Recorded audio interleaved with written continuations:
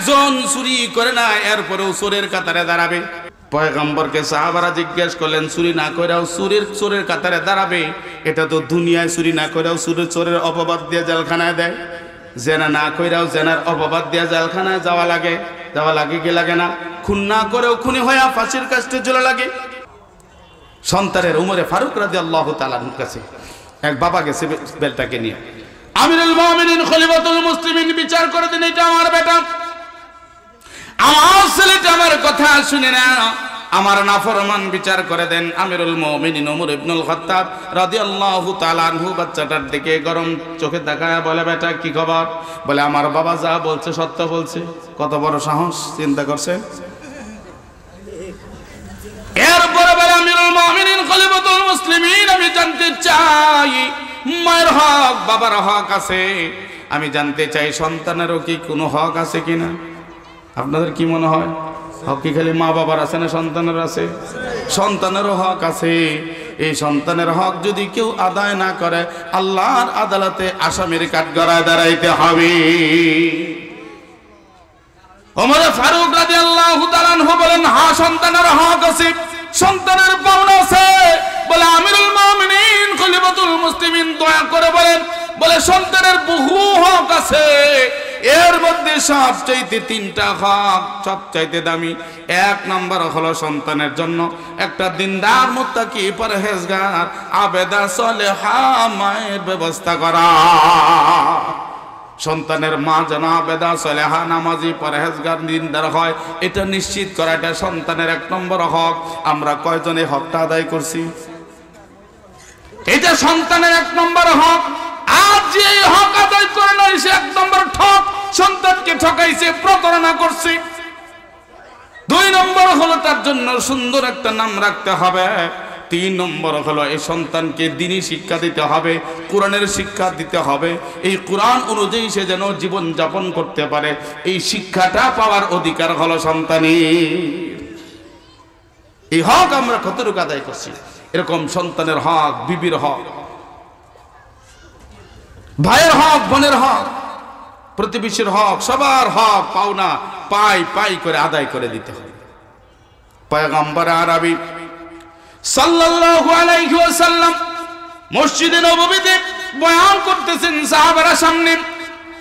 পয়গম্বর বলেন, আমার কলিজার টুকরা সাহাবারা, তোমরা বলো কোন লোকটা সবচাইতে নিঃস্ব, সবচেয়ে অসহায়?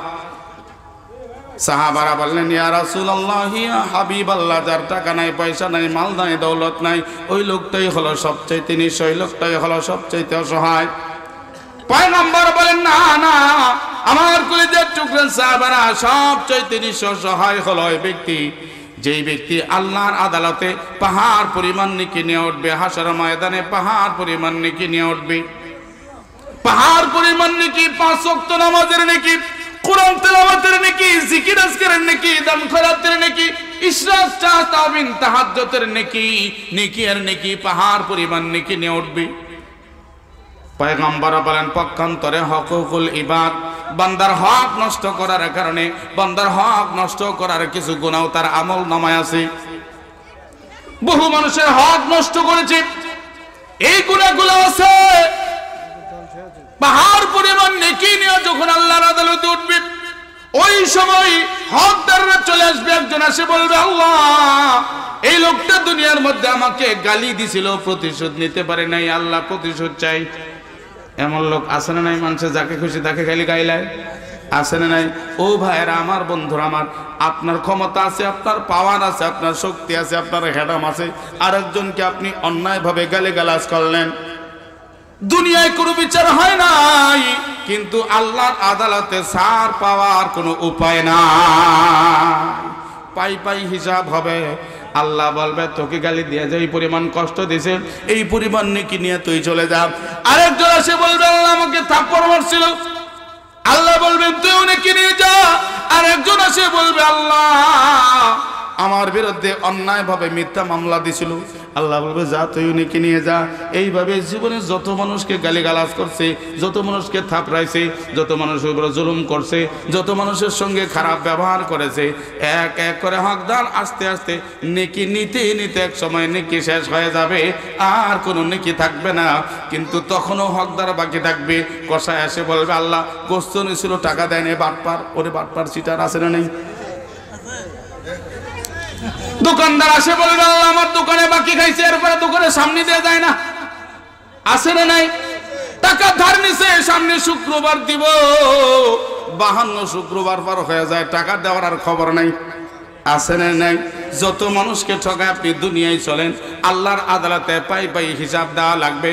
এক একজন করে আসে বলবে আল্লাহ আমিও পাওনাদার। আল্লাহ বলবে নেকি নেই, নেকি তো নাই, শেষ।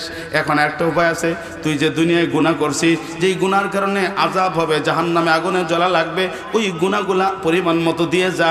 একজন একজন করে হকদার আসবে আর গুনাহগুলা দিবে। নিজের বোন আসে দাঁড়ায় বলবে আল্লাহ এটা হলো আমার ভাই, আমার বাবার মৃত্যুর পরে বাবার রেখে যাওয়া সম্পদের মিরাস আমার ঠিক মতো দেয় নাই, আল্লাহ আজকে বাকিটা চাই, তোর গুনাহগুলা দেয়া, জান্নাতে যা। বিবি আসে বলবে আল্লাহ এই লোকটা দুনিয়ায় ছিল স্বামী, আজকে হলো আসামি, আমার মহারণার টাকা দেয় নাই। এরকম লোক পার্বতীপুরে আসে না নাই? মহারণার টাকা আদায় করা সুন্নত না নফল? জি, আজকে মহারণার টাকা আদায় করা ফরজ তো দূরের কথা, নফলও মনে করে না, বরং যৌতুকের টাকা আদায় করা ফরজের থেকেও বেশি গুরুত্ব। জি, আছে না নাই? মনে করে যৌতুকের টাকা বাকি রাখা যাবে না। এক বিয়াই আরেক বিয়াইকে ফোন দিছে, বেটার বাপ মেয়ের বাপকে ফোন দিছে যে বিয়াই ওয়াদা খেলাপ করে কিন্তু মুনাফিক। কিসের জন্য? বিয়াই টাকা যে গত মাসে দিতে চাইছেন 1 লাখ, দিলেন না, যৌতুকের টাকা। কিসের টাকা? যৌতুকের টাকা দেয়নি, ওয়াদা খেলাপ করছেন, ওয়াদা খেলাপ করে কিন্তু মুনাফিক। আরেক বিয়াই কয় যে বিয়াই হক কলিবা, বান্দার হক নষ্ট করলে আল্লাহ কিন্তু মাফ দিবে না, এই যে টাকা যে আরো 3 লাখ বাকি আছে দিবেন না। কি বুঝছেন? আবার এক বন্ধু এক জায়গায় যাবো, ওকে ফোন দিলাম, দোস্ত কোন জায়গায়, সময় হয়েছে, দোস্ত আমি তো এক জায়গায় ভেজাল আটকে গেছি। কি ভেজাল? একটা বিয়ে ঠিক করতে আসছি। ঠিক করছিস? হ্যাঁ বিয়ে ঠিকঠাক হয়ে গেছে, দিন তারিখে হয়ে গেছে, বায়নাও দিয়ে গেলাম। আমি বলছি বায়না মানে? 4 লাখ টাকা যৌতুক ঠিক হয়েছে, 1 লাখ টাকা নগদ দিয়ে গেলাম। কি বুঝলেন? যৌতুকের টাকা অগ্রিম দেয়। আর মহারানার 60 বছর হয়ে গেছে, আজও খবর নেই। পয়গম্বর আরবি সাল্লাল্লাহু আলাইহি ওয়াসাল্লাম বলেন আমার উম্মতেরা শুনে রাখো, জেনে রাখো, আল্লাহর আদালতে 2 ব্যক্তি দাঁড়াবে। একজন চুরি করে না, এরপরেও চোরের কাতারে দাঁড়াবে। পয়গম্বরকে সাহাবারা জিজ্ঞেস করলেন চুরি না করেও চোরের কাতারে দাঁড়াবে, এটা তো দুনিয়ায় চুরি না করেও চোরের অপবাদ দিয়ে জেলখানায় দেয়, জেনা না করেও জেনার অপবাদ দিয়ে জেলখানায় যাওয়া লাগে কি লাগে না? খুন না করেও খুনি হয়ে ফাঁসির কাস্টে ঝুলা লাগে। এটা তো আল্লাহর আদালত, তো এমন হওয়ার কথা না। পয়গম্বর বলেন যারা মানুষের টাকা পায়, পাওনাদারের টাকা দেওয়ার নিয়ত নাই, পাওনাদার টাকা পায় কর্জে হাসান আনিছে অথবা দোকানে বাকি খাইছে, কোনোভাবে টাকা পায় মাল বিক্রি করছে, মাল বিক্রি করার টাকা দেয় নাই, অর্থাৎ পাওনাদারের টাকা পরিশোধ করে না, আল্লাহর আদালতে ও চোর হইয়া দাঁড়াবে, চোরের কাতারে দাঁড়াবে। 2 নম্বর হারাম, জেনা না করেও জেনাকারের কাতারে দাঁড়াবে। সাহাবারা বললেন ইয়া রাসূলুল্লাহ এমন কারা জেনা না কইরাও জেনাকারের কাতারে দাঁড়াবে?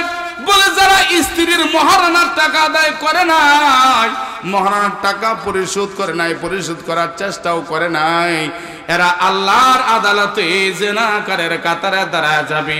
বিবির মহারানার টাকা আদায় করে নাই, পরিশোধের চেষ্টাও করে নাই, নিয়তও করে নাই, যতবার বিবির কাছে গেছে জেনা করার গুনাহ হয়ে গেছে, এই গুনাহ নিয়ে আল্লাহর আদালতে দাঁড়া যাবে। কারণ পুরোপুরি বৈধ তো হয় নাই, টাকা তো বাকি আছে। আল্লাহর আদালতে দাঁড়াবো, আল্লাহ মহারণার টাকা দেয় নাই, আমার উপর জুলুম করছে, আল্লাহ বলবে তোর গুনাহগুলা দিয়া তুই জান্নাতে যা। এইভাবে করে এক একজন করে আসতে থাকবে, আর তার গুনাহগুলা দিয়া দিয়া যেই জায়গায় নেকির পাহাড় ছিল ওই জায়গায় গুনার পাহাড় হয়ে যাবে, গুনার পাহাড় দিয়ে আল্লাহর জাহান্নামে চলে যাবে। বলেন নাউজুবিল্লাহ। এই জন্য কারো উপর যারা পরিমাণ জুলুম করা যাবে না, ন্যায় ইনসাফ করা লাগবে, কারো হক নষ্ট করা যাবে না। আজকে তো আমরা প্রতিযোগিতা করি কে কাকে বেশি ক্ষতি করতে পারি এমনও লোক আছে এরকম ওয়াদা করে আমার বাড়ির ভিটা বিক্রি করে হলেও ওকে দেখে ছাড়বো। আছে না নাই? কত টাকা যাবে যাক, এরপরেও দেখে ছাড়বো। আছে না নাই? একটা ছোট্ট গল্প, কোরআন হাদিসের কথা না, এমনি কথা। এক লোক স্বপ্নে দেখছে দেও আসছে, দেও আসে বলতেছে এই নিবি? কি দিবি? তুই তুই যা চাবি তাই দিব। তাহলে দে, আমি তো গরিব মানুষ। দেওকে বলতেছে দে, আমি তো খুব গরিব। বলছে দিব, একটা শর্ত আছে। তোর প্রতিবেশী যার সঙ্গে তোর ঝগড়া, তুই যা চাবি ওকে দিব তার ডবল। তুই 1 লাখ টাকা চাইলে ওকে দিব 2 লাখ টাকা। তুই একটা গরু চাইলে ওকে দিব 2টা গরু। তুই একটা ছাগল চাইলে ওকে দিব 2টা ছাগল। তুই একটা বাড়ি চাইলে ওকে দিব 2টা বাড়ি। তুই 1 তালা বাড়ি চাইলে ওকে দিব 2 তালা। ও বলতেছে দরকার নাই, যার সঙ্গে আমার ঝগড়া হয় আমার ডবল ভাবে দরকার নাই, আমি গরিব আছি, গরিবই থাকি, তো ওকে বড় লোক হইতে দিব না। তুই যা। সকালবেলা বিবির সঙ্গে গল্প করে, বিবি রে পাইছিলাম, নিলাম। কেন? ওর সঙ্গে ঝগড়া আর ওকে বলে ডবল দিবি। দেখো কি করে গো, তুমি তোমারটা নিতে, আমাদের অভাব তো দূর হইতো। পাগল নাকি তুই? পরের রাত্রে আবার দেওয়া আসছে, কে কি খবর নিবি? না আমি নিব না, তোকে দিব। বাপরে বাপ, দেহ বলে এমন লোক তো দেখি নাই। বলছে কি দিবি? আমার 2টা চোখ আছে, সারাদিন হিসাব করে সারাদিন এই চিন্তা করলাম, এই 2টা চোখের মধ্যে আমার একটা চোখ তুই উঠাই নিয়ে যা, আর যাওয়ার সময় আমার সঙ্গে যার ঝগড়া ওর 2টা চোখ নিয়ে যাইস। কি বুঝলেন? নিজের 1 চোখ দিয়ে হলো আরেকজনের 2 চোখ কানা করতে চায়। এই হলো আমাদের চরিত্র, আমাদের আখলাক। আল্লাহ পাক রব্বুল আলামিন বলেন, দুনিয়ার বান্দারা সাবধান, তোমরা কখনো কারো উপর জুলুম করবা না, তোমরা ইনসাফ করবা, আদল করবা, সমান সমান করবা। এর সমান সমান হলো দাঁড়িপাল্লা। দেখবেন বিচার কার্যালয় যেখানে আছে, জজ কোর্ট, হাইকোর্ট, উপরে একটা দাঁড়িপাল্লা দেওয়া আছে, ডাইনেও সমান বামে সমান, অর্থাৎ বিচার হবে সমান সমান, ন্যায় বিচার হবে। এই ন্যায় বিচার করার কথা আল্লাহ বলছেন যে তোমরা ন্যায় বিচার করো, তোমরা কখনো কারো উপর অন্যায় বিচার করবা না, অন্যায় আচরণ করবা না, কারো উপর জুলুম করবা না। যার যা পাওনা, প্রত্যেকের পাওনা সঠিকভাবে হক আদায় করে দাও, হকদারের হক সঠিকভাবে আদায় করে দাও। পয়গম্বর আরবি সাল্লাল্লাহু আলাইহি ওয়াসাল্লামের জীবদ্দশাতে একটা মামলা চলে আসছে।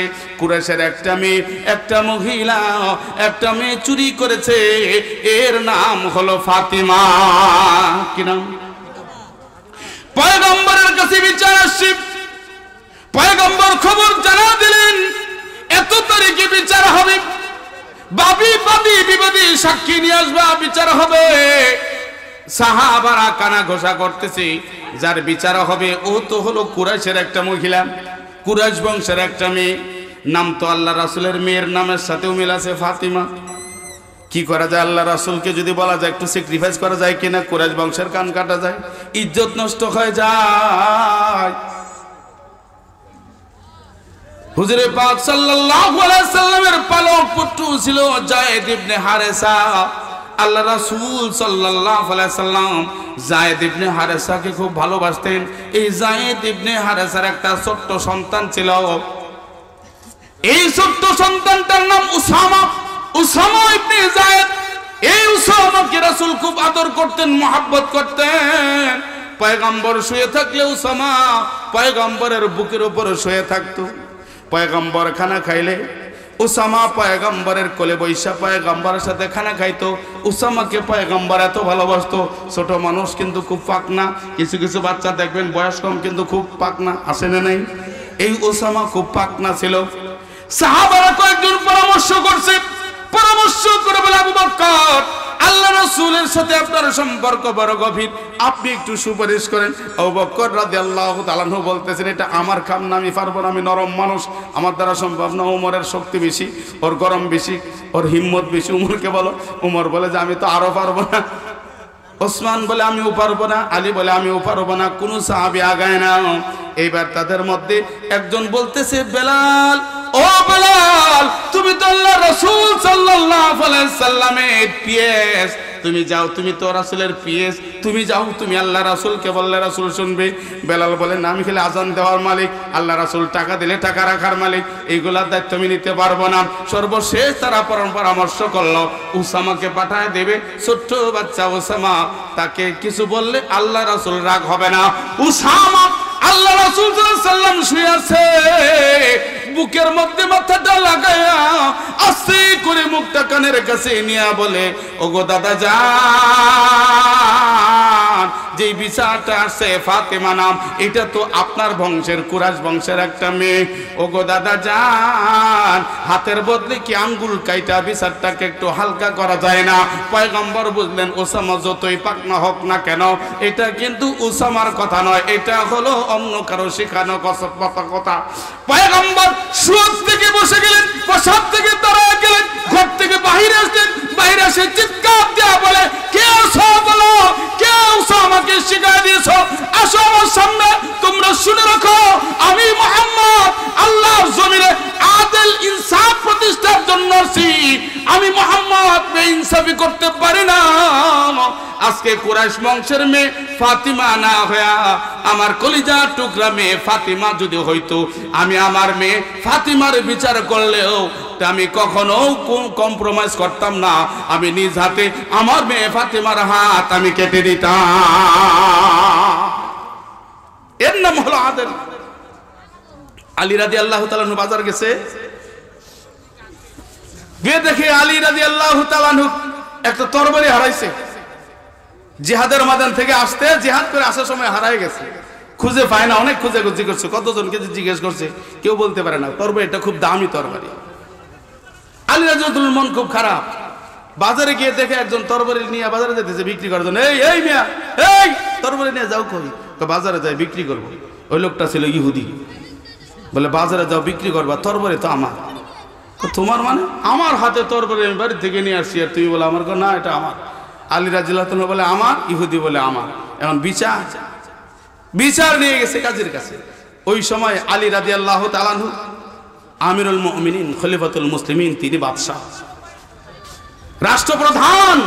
আলী রাদিয়াল্লাহু তাআলা আনহু বিচার গেছে উনার অধীনস্থ বিচারকের কাছে। বিচারক আলী রাদিয়াল্লাহু তাআলার অধীনস্থ বিচারকের কাছে। বলে চলো তাহলে যাই। বিচারকের কাছে গিয়ে বিচার দিছে, দুজনেই গেছে। ইহুদি বলতেছে আপনি আগে বলেন, সে বলছে না তুমি আগে বলো। বলছে না, আপনি বাদশা, আপনি আমাদের রাষ্ট্রপ্রধান, আপনি আমিরুল মুমিনিন, খলিফাতুল মুসলিমিন, আপনি বলেন। বলতেছে বিচারক, এই যে তরবারিটা, এই তরবারিটা কিন্তু আমার। অমুক যুদ্ধ থেকে আসার সময় হারায় গেছিল, আজকে আমি তার হাতে পাইছি, এই জন্য চাইছি, কিন্তু সে দেয় না। সে বলতেছে এটা তার। বিচারক বলতেছে আমিরুল মুমিনিন, খলিফাতুল মুসলিমিন, এই তরবারি যে আপনার, এর জন্য কোনো সাক্ষী আছে? বলে সাক্ষী অবশ্যই আছে, দুইজন সাক্ষী আছে। বলে কে সাক্ষী? বলতেছে এক নম্বর হলো আমার ছেলে হাসান, ও জানে এটা আমার তরবারি। দুই নম্বর আমার গোলাম, সেও জানে এটা আমার তরবারি। বলতেছে হবে না, এখানে স্বজন প্রীতির সম্ভাবনা আছে। আপনার ছেলে আর আপনার গোলাম সাক্ষী দিবে, এটা আমি মানব না। আপনি রাষ্ট্রপ্রধান হন আর আমিরুল মুমিনিন খলিফাতুল মুসলিমিন হন, এই সাক্ষী গ্রহণযোগ্য না। ইহুদি বলতেছে তোমার কি বক্তব্য? বলছে বক্তব্য আমার দুইটা। কয়টা? দুইটা। এক নম্বর বক্তব্য হলো এই তরবারিটা আমার। তরবারিটা কার? আমার। আর দুই নম্বর হলো আলী রাদিয়াল্লাহু তাআলা আনহু যদি তরবারিটা দাবি করে, আমার কোনো আপত্তি নেই। দেখছেন ফেস কোন জায়গায়? যে তরবারিটা আমার, কিন্তু আমিরুল মুমিনিন, খলিফাতুল মুসলিমিন, রাষ্ট্রপ্রধান, উনি যদি দাবি করে তাহলে আমার কোনো আপত্তি নাই। তার মানে দাবি করলে দিয়ে দিব। এতে কি জুলুমের আভাস পাওয়া যায় না? যে বাদশা চাইছে দিয়ে দিলাম। বিচারক বিচার করে দিলেন যে আমিরুল মুমিনিন, খলিফাতুল মুসলিমিন, যেহেতু তরবারি ওর কাছে, তরবারির মালিক সে, আপনি যথাযোগ্য প্রমাণ উপস্থাপন করতে পারেন নাই বিধায় এই তরবারির মালিক আপনাকে আমি সাব্যস্ত করতে পারতেছি না তার দাবি অনুযায়ী।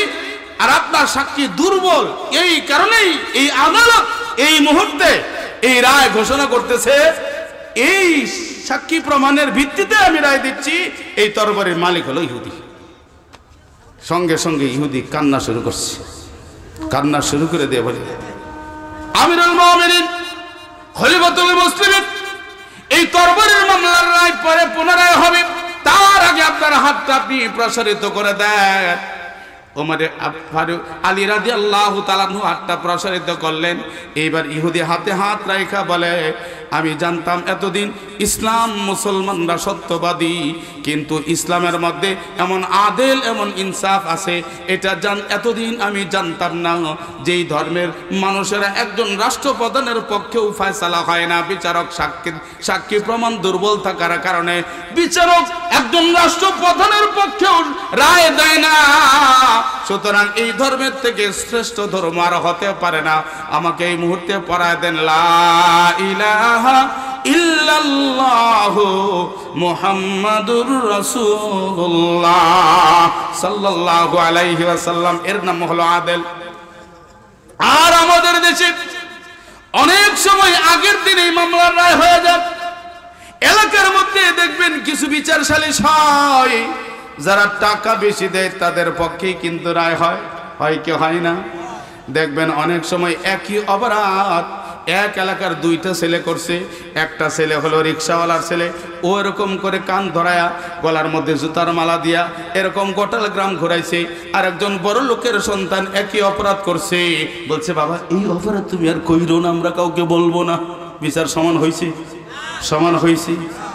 এমনি করে আরেক বিচারক বর্তমান জামানায় নাই, ইতি বহু পূর্বে আমাদের আমলের আগের কথা বলতেছি, এমন বিচারক ছিল যে বিচারক বিচার করত, যেই টাকা বেশি দিত তার দিকে রায় হতো, যার টাকা নাই তার পক্ষে রায় নাই। এক বিজ্ঞ ব্যক্তি বলেছিল যেখানে ইনসাফ নাই, যেখানে আদেল নাই, ন্যায় প্রতিষ্ঠা নাই, ওই জায়গায় বিচার পাওয়ার জন্য কয়েকটা গুণ থাকা লাগবে। 1 নম্বর হলো কারণের মতো ধন থাকা লাগবে, টাকা থাকা লাগবে। 2 নম্বর হলো এই ফেরাউনের মতো ক্ষমতা থাকা লাগবে। ফেরাউনের মতো যদি ক্ষমতা থাকে তাহলে বিচারের রায় পাওয়া সহজ হয়। ক্ষমতা যার নাই, যার প্রভাব নাই, যার টাকা নাই, পয়সা নাই, তার বিচারের রায় পাওয়ার সম্ভাবনা নাই। বাংলাদেশে এমনও বিচারক হয়েছে নিরপরাধ মানুষ 16 বছর জেল খাটছে, এরপরে নিরপরাধ প্রমাণিত হইয়া বাড়ি হয়েছে কিনা?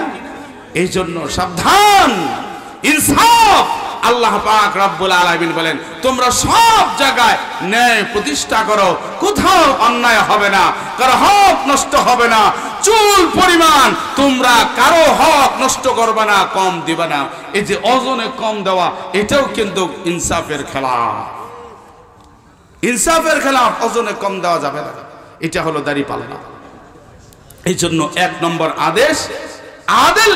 হযরত উমরে ফারুক রাদিয়াল্লাহু তাআলা আনহুর কাছে এক লোক মামলা নিয়ে আসছে, দৌড়াইতেছে বাড়ির দিকে, আমিরুল মুমিনিন বাড়িতে আছেন? বাড়ির থেকে আওয়াজ আসলো, নাই উনি তো বাড়িতে নাই। কোন জায়গায় গেছে? অমুক কুয়ার মধ্যে পানি আনতে গেছে। উনি দৌড়াইতেছে কুয়ার দিকে, খুব ব্যস্ত, তারা ভরা, বাড়িতে মামলা গোলমাল চলতেছে। দৌড়ে দৌড়ে হাবাইতে গেছে, গিয়ে দেখে আমিরুল মুমিনিন ঘাড়ের মধ্যে পানির কলসি, কলসি বুঝেন? জি, কলস। এই কলস নিয়ে, কলসি নিয়ে যাইতেছে পানি নিয়ে। আসসালামু আলাইকুম আমিরুল মুমিনিন, আপনার কাছে আসছিলাম। ঠিক আছে বলো। আপনার সঙ্গে একটু জরুরি কথা ছিল। ঠিক আছে বলো। যে আপনার সঙ্গে পার্সোনাল কথা ছিল। ঠিক আছে বলো। একটা মামলা নিয়ে আসছি। ঠিক আছে বলো। বলবো তো এই অবস্থায় আপনার ঘরে পানির কলসি, আর আমি কথা বলবো, কলসিটা একটু নামান। তিনি তখন ঘাট থেকে কলসিটা এই হাঁটুর মধ্যে রাখছে, হাঁটু বাঁকা কইরা এইখানে রানের উপরে রাখছে। বলছে এখন বলো। আমিরুল মুমিনিনটা দেখতে কেমন দেখা যায়, দুজন কথা বলবো, আর এই কলসটা হাঁটুর উপরে, কলসটা একটু মাটিতে রাখেন। বলতেছে ভাই, মাথা ঘাট থেকে হাঁটুতে নামাইলাম, মাটিতে নামাইতে বলতেছ, এই যে কলসটা ভিজা দেখতেছো, এই জমিনটা কিন্তু আমার না। এই কলসটা যখন এই জায়গায় রাখবো, কলসটা ভিজা থাকার কারণে এই জায়গার মাটি চতুর্দিক থেকে কলসের সঙ্গে লাগে আটকে যাবে। আর এই মাটিটা নিয়ে যদি আমি বাড়িতে যাই, আল্লাহর আদালতে কি জবাব দিব, এই ভয়ে আমি কলসটা মাটিতে নামাই না। তোমার যা বলার এইভাবেই বলো, না হয় বলার দরকার নাই। বলে আমি আর বলতে চাই না, আমি আমার মামলার রায় পেয়ে গেছি। চলে যেতেছে। এই মিয়া শুনো, মামলার রায় পায় যাইতেছে, পায় গেছো মানে বলতেছে একজনের সঙ্গে 1 হাত জমি নিয়ে ঝগড়া ছিল, আর আপনি কলসের তলায় মাটি লাগবে, এই মাটির ভয় আল্লাহ তাআলার ভয়ে আপনি মাটিতে কলসটা নামান না, আর আমি 1 হাত জমির জন্য আমার প্রতিবেশীর সঙ্গে ঝগড়া করতেছি, আমার আর ঝগড়ার দরকার নাই, ওকে গিয়ে বলবো তুমি 2 হাত নিয়ে নাও, তাও ঝগড়া করবো না। আমাদের আজকের রাষ্ট্রপ্রধানরা যদি এমন হইতো, তাহলে এই ইনসাফের প্রভাব প্রত্যেকটা ঘরে ঘরে পড়তো।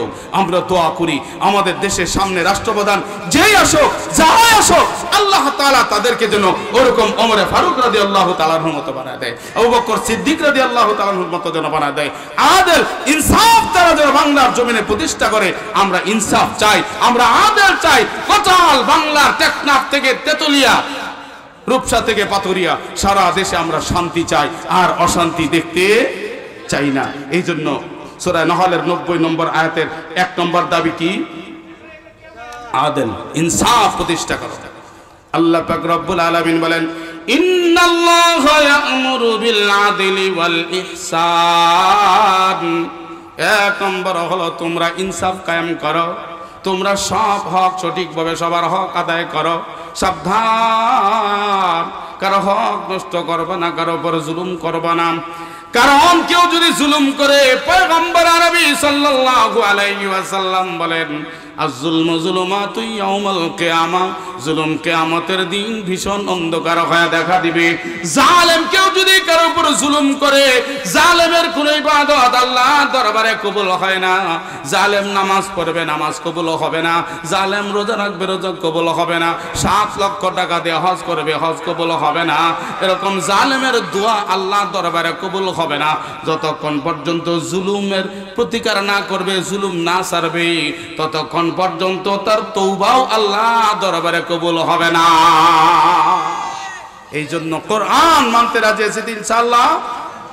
এই সূরা নহলে 90 নম্বর আয়াতের 1 নম্বর দাবি এটা, রাষ্ট্রপ্রধান তার জায়গা থেকে আদেল, মন্ত্রীরা তার জায়গা থেকে আদেল, চেয়ারম্যান মেম্বাররা তার জায়গা থেকে আদেল, পরিবারের নেতারা তার জায়গা থেকে আদেল, এলাকার সবাই ব্যক্তিগত পর্যায়ে, পারিবারিক পর্যায়ে আদেল। ইনসাফ কায়েম করব। আজকের থেকে আমরা মওত পর্যন্ত ইনসাফ এর উপর থাকবো। রাজি আছি তো ইনশাআল্লাহ? সবাই রাজি আছি তো ইনশাআল্লাহ? আল্লাহ তাআলা আমাদের সবাইকে আদেল ইনসাফ অনুযায়ী জীবনযাপন করার তৌফিক দান করুন। এর উপর আল্লাহ পাক রব্বুল আলামিন বলেন, ওয়াল ইহসান, তোমাদের রব আল্লাহ তোমাদেরকে 2 নম্বর আদেশ করতেছেন, তোমরা ইহসান করো। কি করো?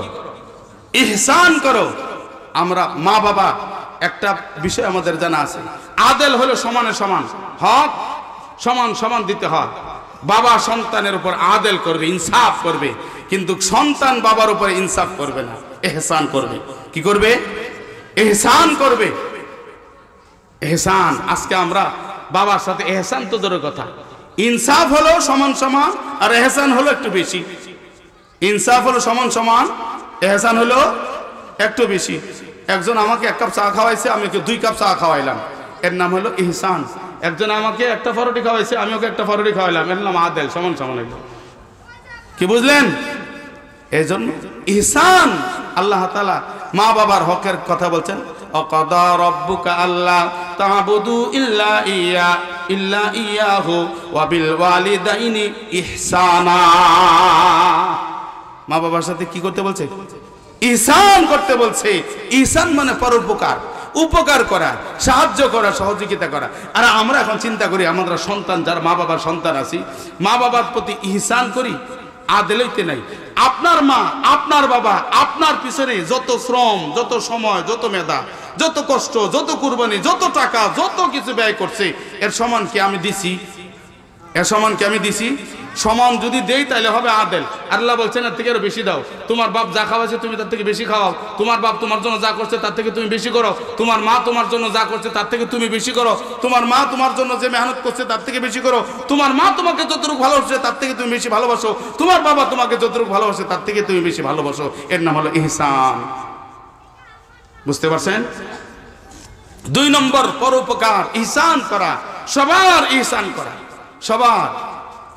আজকে আমাদের মধ্যে ইহসান নাই, ইহসান নাই। ইহসান তো অনেক আগে উঠে গেছে, এখন চলতেছে জুলুমের জামানা। কে কাকে কত ঠকাইতে পারবে, উপকারের কোনো খবর নাই।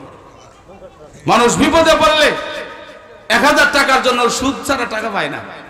সুদের উপর হলে দেখবেন বহু লোক দেওয়ার মতো আছে, আর এমনি ফ্রি 1000 টাকা কর্জে হাসানা দেওয়ার মতো কেউ নাই। কর্জে হাসানা দেওয়ার মতো কেউ নাই। আল্লাহ রাসূল সাল্লাল্লাহু আলাইহি ওয়াসাল্লাম বলেন, কারো বিপদে সাহায্যের জন্য কেউ যদি 1 টাকা কর্জে হাসানা দেয়, 1 টাকা কর্জে হাসানা যদি দেয়, 1000 টাকা আল্লাহর রাস্তায় দান করার সব আল্লাহ তাকে দান করবে। কত টাকা?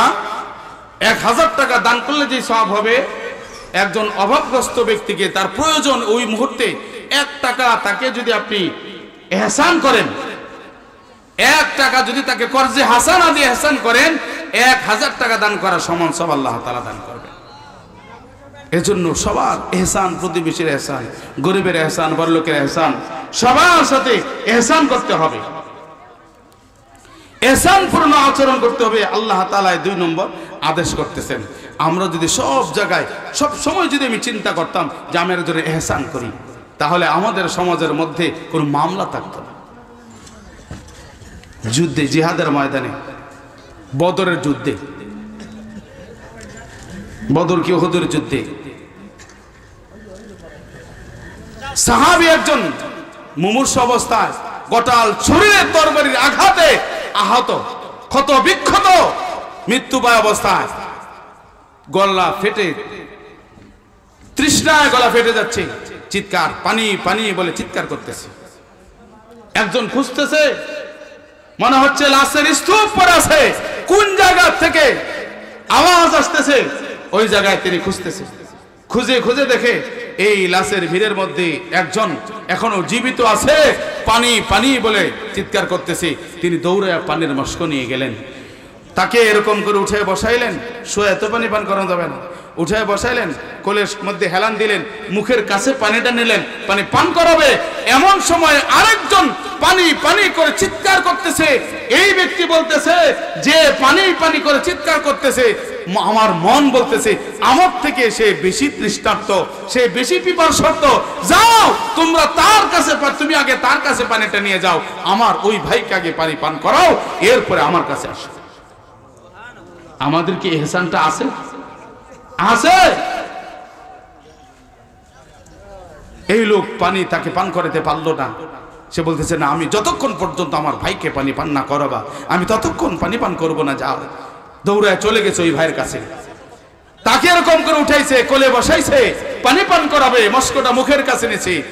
এমন সময় আরেকজন পানি পানি করে চিৎকার করতেছে। ওই দ্বিতীয় ব্যক্তি বলতেছে যে ভাই, আমার আরেক ভাই, সেও আমার মতো আহত, সেও সমস্ত শরীরে তীর বল্লম বর্বের আঘাতে ক্ষত বিক্ষত, তুমি আগে তার কাছে যাও, তাকে পানি পান করাও। বলতেছে, তুমি পানিটা পান করো, তোমার কাছে আসছে। বলছে, না, হতে পারে আমার থেকে তার পানির জরুরত বেশি, আর এই অবস্থায় আমি যদি পানিটা পান করি, আল্লাহ যদি জিজ্ঞেস করে তোমার আরেক ভাইয়ের বেশি তৃষ্ণা ছিল, তাকে কেন অগ্রাধিকার দিলে না, তাকে অগ্রাধিকার না দিয়ে তুমি কেন আগে পানিটা পান করলা? যাও, যতক্ষণ আমার ভাইকে পানি পান না করাবা ততক্ষণ আমি পানি পান করব না। এই ব্যক্তি তৃতীয় ব্যক্তির কাছে পানি পান করার জন্য নিয়ে গেছে।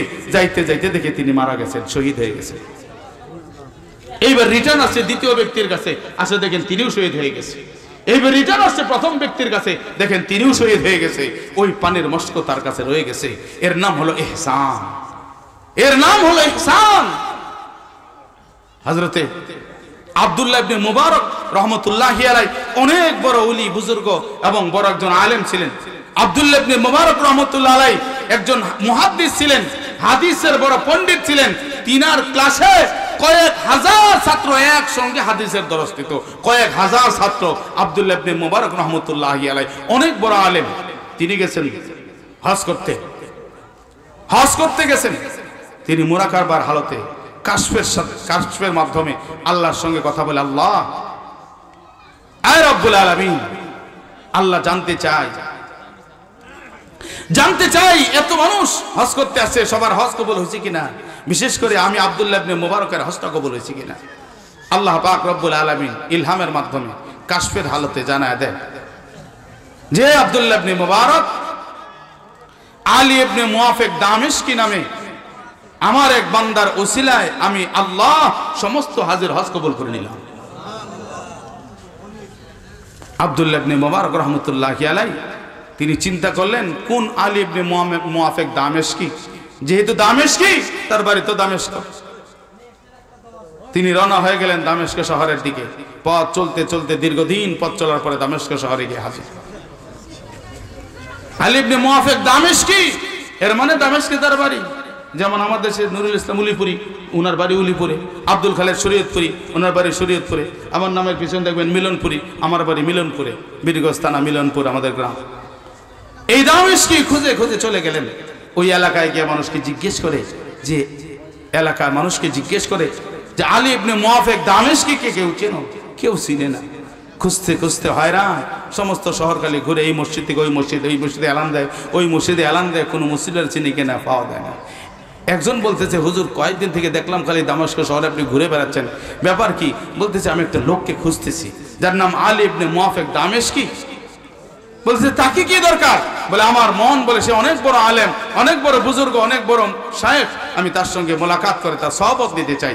বলে হুজুর আমার ভুল বেয়াদবি মাফ করবেন, আমার মন বলে এই দামেস্ক শহরে এরকম কোনো লোকই নাই, তবে একটা লোক আছে, লোকটা মুচি। মুচি চিনে? জুতা সেলাই করে, মুচি জুতা সেলাই করে। আমি তার নাম জানি আলী ইবনে মুআফিক। সেই উমুক মসজিদের সামনে সে জুতা সেলাই করে। কিন্তু জুতা সেলাই করলে কি হবে? আমি তার সঙ্গে কাছে নিয়মিত জুতা সেলাই করি। আমি লক্ষ্য করি সে যতক্ষণ জুতা সেলাই করে তার জবানে ততক্ষণ জিকির চলতে থাকে, এক মুহূর্তের জন্য জিকির বন্ধ হয় না। বলেন না সুবহানাল্লাহ। আল্লাহর ওলি হওয়ার জন্য মুফতি মুহাদ্দিস হওয়ার দরকার নেই। আল্লাহর বান্দা বলেন, আমার মন বলে ওই লোকটা আল্লাহর কাছে অনেক দামি, অনেক সম্মানী, আল্লাহর কাছে তার অনেক দাম, আল্লাহর কাছে তার অনেক সম্মান। চলে যান, তাকে গিয়ে লক্ষ্য করতে পারেন। আব্দুল্লাহ ইবনে মুবারক রাহমাতুল্লাহি আলাইহি চলে গেলেন মসজিদের সামনে। গিয়ে দেখে ঠিকই একটা মানুষ জুতা সেলাই করে আর জিকির করতেছে, তার জবানে জিকির মাথাটা ঝুঁকতেছে। আল্লাহর ওলি আব্দুল্লাহ ইবনে মুবারক রাহমাতুল্লাহি আলাইহি বলেন, ভাই আলী ইবনে মুআফিক দামেশকি, তুমি কি আমাকে একটু সময় দেবা? তোমার সঙ্গে একটু কথা বলতে চাই। কাজ বন্ধ করে দেয়া বলে, হুজুর বলেন। বলেন আপনি কি চান? বলে আপনি কি আলী ইবনে মুআফিক দামেশকি? বলে হ্যাঁ, আমার নাম আলী ইবনে মুআফিক দামেশকি, কিন্তু মানুষ তো আমার নাম জানে না, আপনি কেমনে জানলেন? বলে তো আল্লাহর কাছে তোমার অনেক দাম, অনেক ইজ্জত, অনেক সম্মান। বলে হুজুর আমি একটা গরিব মানুষ, মূর্খ মানুষ, আল্লাহর কাছে আমি কেমনে দামি হইলাম? আল্লাহ পাক রব্বুল আলামিনের কাশফের হালতে ইলহাম হয়েছে, আমি ইলহামের মাধ্যমে জানতে পেরেছি তোমার ওসিলায় তুমি হজ করতে যাও না, হজ করো না। এরপরও আল্লাহ পাক রব্বুল আলামিন তোমার নামটা হাজিদের খাতায় লেখা দিছে, আর তোমার আমল নামায় একটা কবুল হজের সওয়াব লেখা দিছে। আল্লাহ পাক রব্বুল আলামিন তোমার ওসিলায় সমস্ত হাজির হজ কবুল করে নিয়েছে। কি আমল করেছো? বলে কি আপনি? বলে আমি আব্দুল্লাহ ইবনে মুবারক, এতদিন নাম শুনেছি, দেখে নাই।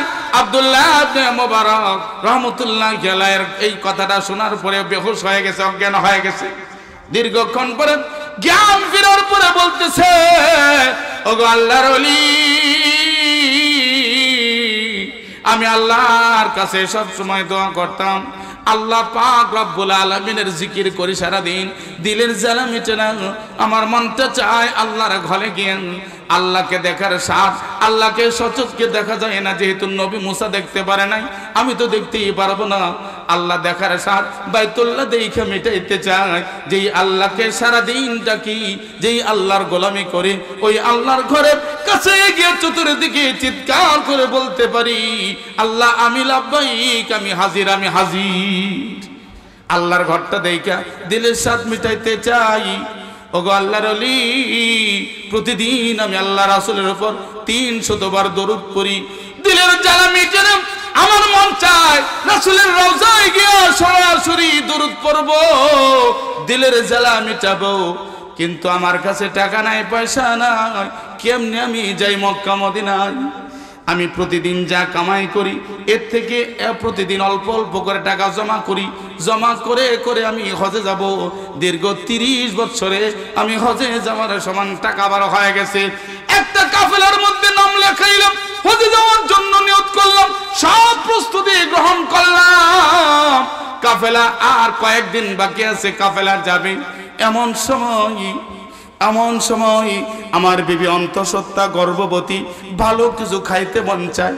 বিবি ডাক দেয়া বলে, প্রাণের স্বামী আমার, আমাদের তো টাকা নেই, পয়সা নাই, গরুর গোস্ত খাওয়ার মতো সামর্থ্য নাই, ছাগলের গোস্ত দুম্বার গোস্ত খাওয়ার সামর্থ্য নাই।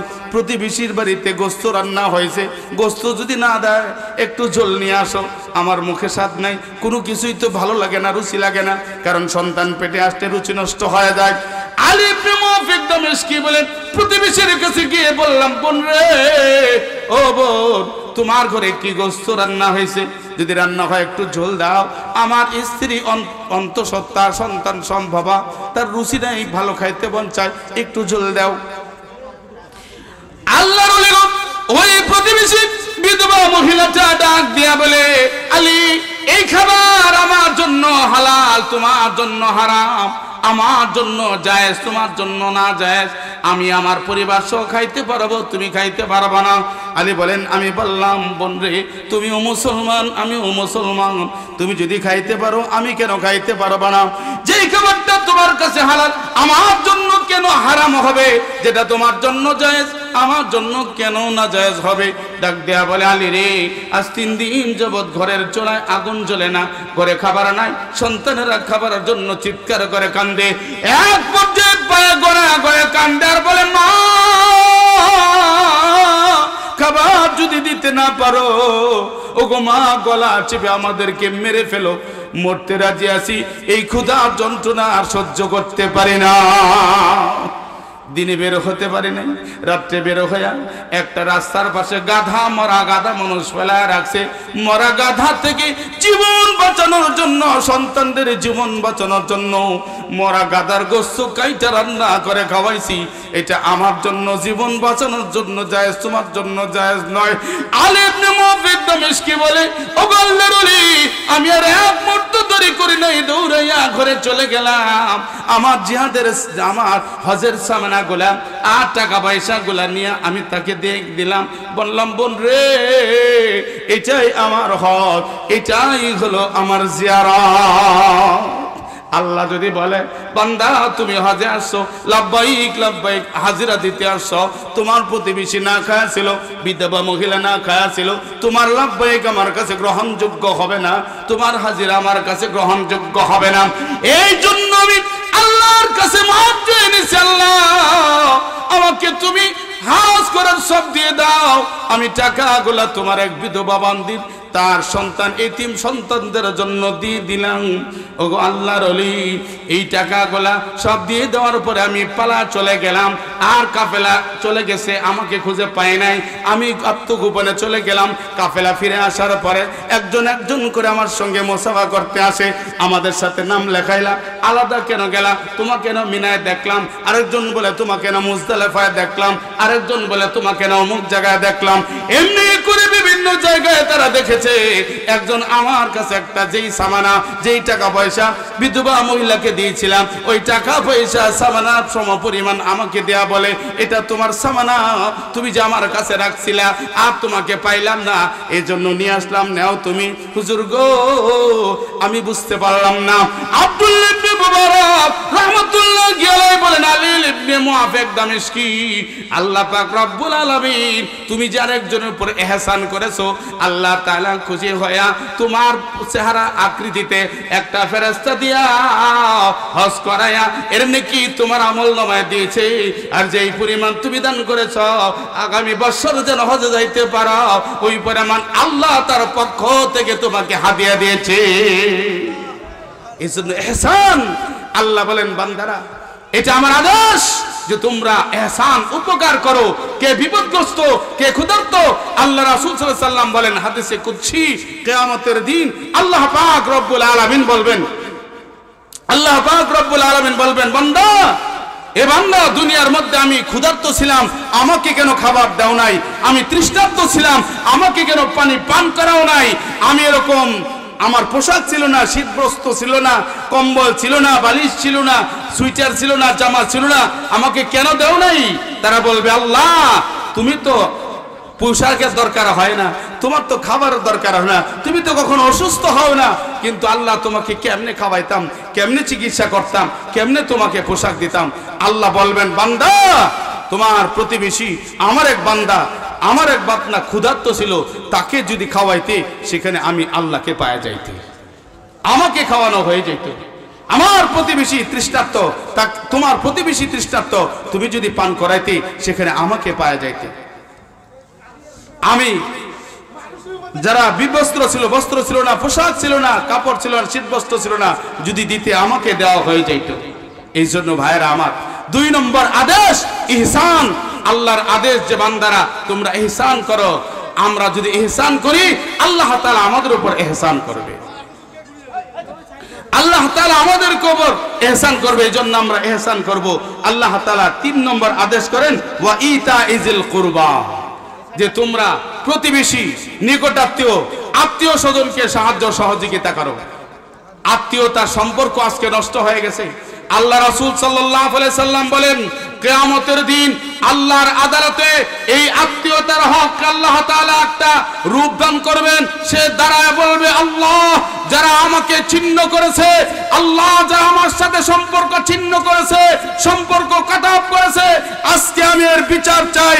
আল্লাহ বলবেন, হে হকদার, হে আত্মীয়তার সম্পর্ক, হে আত্মীয়তার সম্পর্ক তুই শুনে রাখ, যারা আত্মীয়তার সম্পর্ক ছিন্ন করেছিল আমি আল্লাহ তার থেকে আমার সম্পর্ক ছিন্ন করলাম।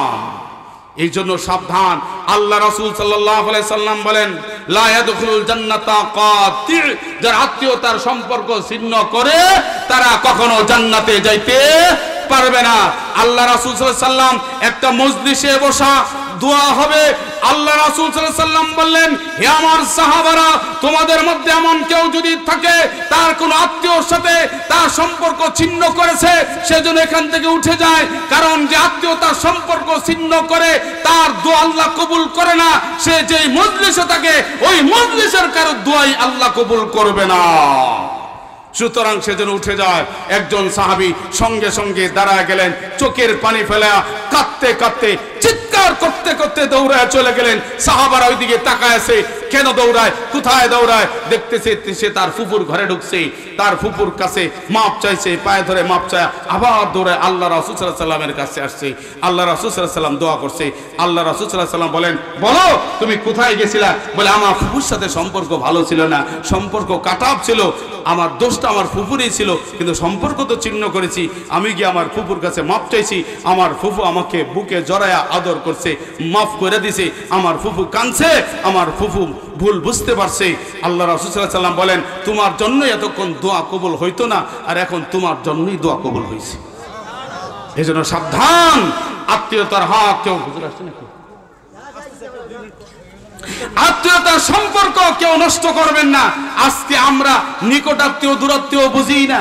আত্মীয়তার রক্তের সম্পর্ক সবচেয়ে ঘনিষ্ঠ। আজকে অনেক ফ্যামিলি আছে এরকম, দেখবেন বাবার সাথে সম্পর্ক নাই, ভাইয়ের সাথে সম্পর্ক নাই, বোনের সাথে সম্পর্ক নাই, ওর সম্পর্ক হলো শ্বশুর বাড়ির সাথে। বেটার আকিকা হয়, বেটির আকিকা হয়, অনুষ্ঠান হয়, দেখবেন শ্বশুর হাজির বাপ নাই, শাশুড়ি হাজির মা নাই, শালা সম্বন্ধী হাজির ভাই নাই, শালিরা হাজির বোন নাই। আছে না নাই? রক্তের সম্পর্ক বাবা বেশি না শ্বশুর বেশি? শ্বশুরও আপন, কিন্তু শ্বশুরের থেকে বাপ বেশি আপন। শাশুড়িও আপন, শাশুড়ির থেকে মা বেশি আপন। শালা আপন, শালার থেকে ভাই বেশি আপন।